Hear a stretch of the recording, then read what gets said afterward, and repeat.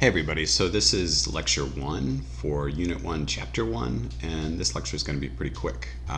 Just so you know, after you've watched and listened to the lecture, you can always go back in the Unit tab and check out the Prezi without the voiceover, and then you're able to control the Prezi by using your cursor.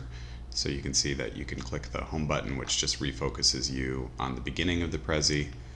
You can use the next button that'll take you to the order that I created the Prezi in, or if you don't want to do any of that, you can use the zoom in, zoom out buttons, and then you can click and drag, and you can click on objects to zoom in. So for instance, you can click in on this object and zoom in to have a closer look. Also, if you have like a trackball on your cursor that can, or mouse rather, that can be used to zoom in and out as well. Okay, so in this lecture, I'm just going to cover the first chapter talking about prehistory. It goes into a lot of prehistoric cultures and then also Neolithic / Bronze Age cultures. I'm really just going to focus in on the difference between the Paleolithic and the Neolithic and prehistory, and then talk about one of the Neolithic / Bronze Age cultures called the Mesopotamian culture. So let's take a look at the definition of prehistory. All prehistory means is that this is the events that happen before humans begin to write things down.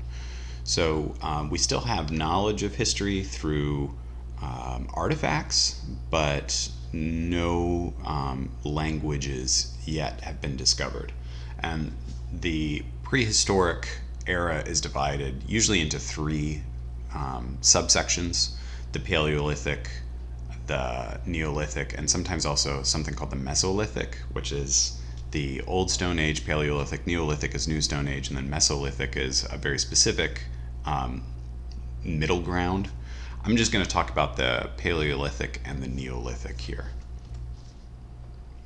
So the Paleolithic or Old Stone Age is marked by humans' use of tools, and some of these tools are really, really basic.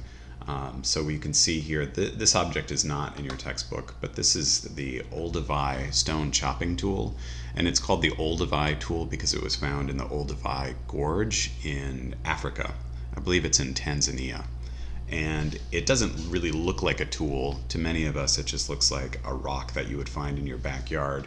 But if you notice, it has these straight edges that actually were purposely created, and they were created to help with processing of things like meat. So you can see actually a little bit more about this tool if you click on, in the Prezi, this video with the great naturalist David Attenborough, and he explains a little bit more about that artifact.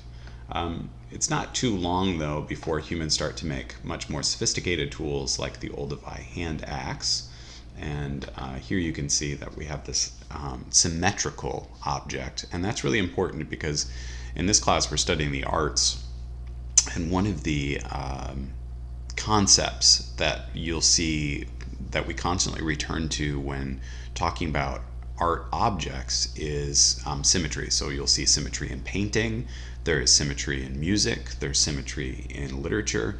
Humans really seem to have a kind of obsession with symmetry.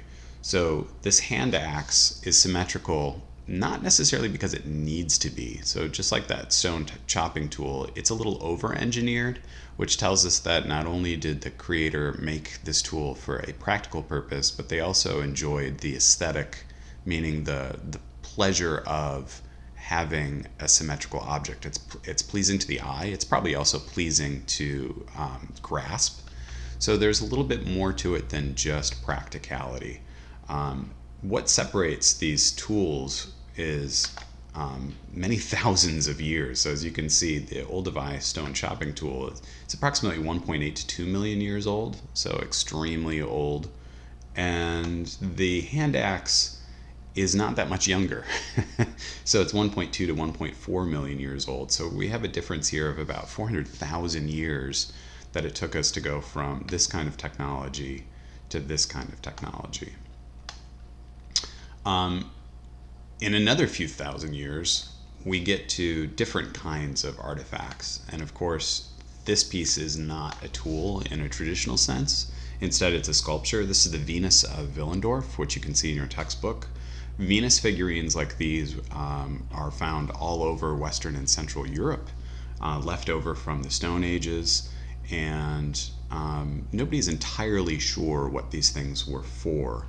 Obviously, they show a female figure. Some theorize that it's a female figure who's pregnant. Others talk about it's a female figure who is very fertile. And what we can surmise from the sculpture is the importance of reproduction and fertility. And you have to keep in mind that the human population at this point in history is very, very low, and that the rate of infanticide, that is death before you reach toddlerhood, is quite high. So it's probably very important, this idea of survival. And you can see how the artist has emphasized the sexual characteristics, the characteristics of motherhood, with the large breasts, the large belly, the large vulva, but other things like her hands, which are draped over her breasts and as an extension of her arms here, and her face and her feet are very insignificant in comparison. So it's not long before humans go from things that are very practical, like chopping tools or hand axes, to things that are very aesthetic in terms of human history. I know it seems like a long time to go from 1.8 million years to 25,000 years, or 27,000 years old, excuse me. However, historically speaking, that's not an extremely long amount of time. Another example of our Paleolithic ancestors engaging in artistic or aesthetic pursuits can be seen in the caves at Lascaux in southern France.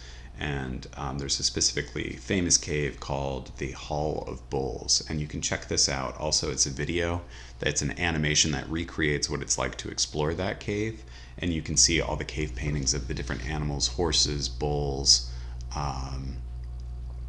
There's only one human figure which is found in the entire cave. The rest of the cave is entirely composed of animals, which is interesting. Some theorize that maybe this had to do with hunting. Others think there was maybe a religious purpose.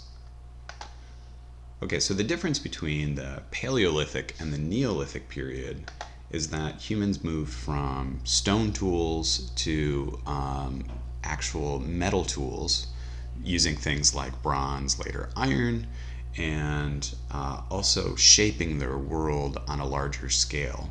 Another big difference is the way that we got our food. So in the Paleolithic period, people were hunters and gatherers. In the Neolithic period, we have what's called the Neolithic Revolution, which is when we shifted as a species from hunting and gathering to farming. And this had some pretty wide-ranging consequences that included changing the way that we worked, and probably also changing the way that we organized ourselves in terms of class structure and civilization.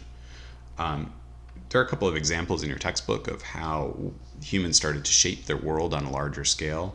One example is the famous Stonehenge, which can be found in Salisbury, England.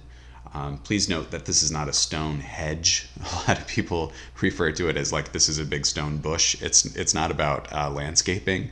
A henge is actually a ditch. So there's a ditch that's around this circle of giant stones that were dragged to the site and then erected in this very unusual circle. Again, nobody's entirely sure what this was used for. Some people talk about it being a kind of calendar. Other people talk about it keeping track of astrological events, or things like the solstice or solar eclipses. All sorts of theories are out there. The thing we know is that these stones don't originate from the site. Some of them were dragged over several miles, and that clearly this was important. I mean, nobody would engage in this kind of construction on this scale unless they saw something extremely important about the endeavor. Another example of a large-scale work, and here we're talking more about architecture than sculpture, would be the ziggurat at Ur. that can be found in present-day Iraq. To give you some sense of scale, these are adult humans here at the top. And you can see that this structure has eroded a little bit. It's entirely made out of brick, out of mud brick. And it initially was in the shape of kind of a stepped pyramid. But again, this is an extremely large-scale construction project. So the ziggurat at Ur is actually from a location in the world that has been referred to as Mesopotamia, which is a Greek term for land between the rivers. Again, this is basically present-day Iraq, but the land between the rivers here is the land between the Tigris and the Euphrates rivers. And that land was extremely farmable, and it seems to be, according to historians, the beginnings of the Neolithic Revolution. So there's a lot of competing civilizations that might have developed farming first. We know that rice, maize, or what we sometimes call corn, and wheat were farmed at around the same time. Research comes out every now and then that tries to say that, oh, corn was farmed first in Central America, or rice was farmed first in Asia. So far, the consensus is that wheat was farmed first in the Middle East in this area called Mesopotamia. So a couple of things about Mesopotamia that are fascinating. One is this is where we see the beginning of writing. So first writing started out in sort of a pictographic system, what you can see on this tablet, which are just these pictures really that are standing for the actual thing they represent. So I know this kind of looks like gibberish to most people, but this shape here that you can see that kind of looks like a triangle with a square on top, if you look closely, you'll notice that it's repeated in other areas of the tablet.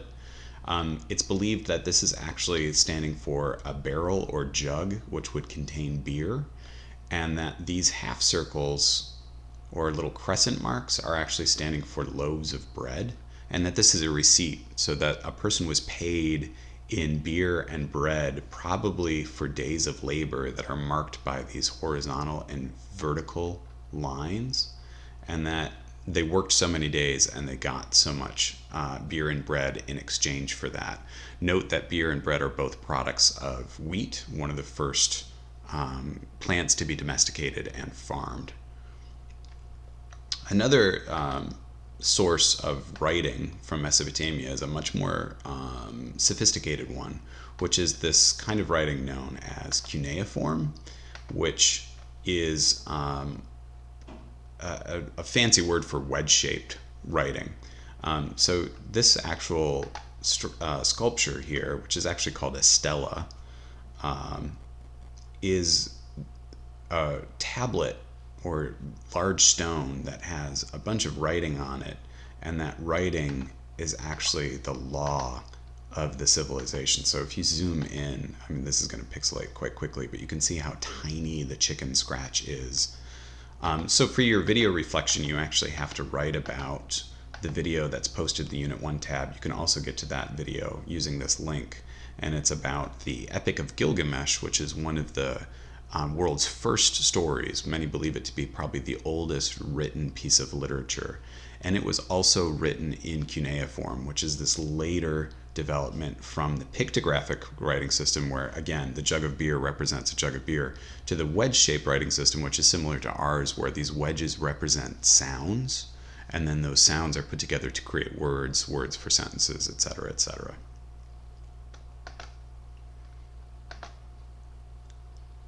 Another interesting thing about Mesopotamia is that when humans started farming, we also started to divide ourselves by classes. So there's no middle class during this time period. There's just an upper class and a lower class. And there are objects that have been found from the Middle East that represent this division of classes. And one of those objects includes this famous box called the Standard of Ur. Nobody also is sure what this box was for. I mean, we're talking about objects that are very old here, but it's heavily decorated using semi-precious stones like lapis and shells, and depicting what seems to be two different scenarios, one of peace and one of war. Again, you can read more about that in your textbook. And then finally, also in Mesopotamia, we see the signs of organized religion, which also seems to be connected to social class and to work.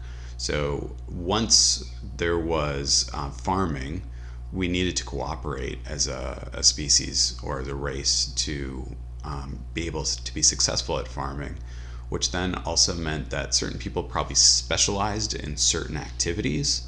Also, certain equipment was needed, so then you needed people who specialized not in actual working in the fields, but in making the equipment to work in the fields. And then also we have the development of priests and religious figures who probably claimed that they didn't need to do manual labor because they were doing spiritual labor, which would help to continue the cycle of the seasons and to hopefully create successful crop years.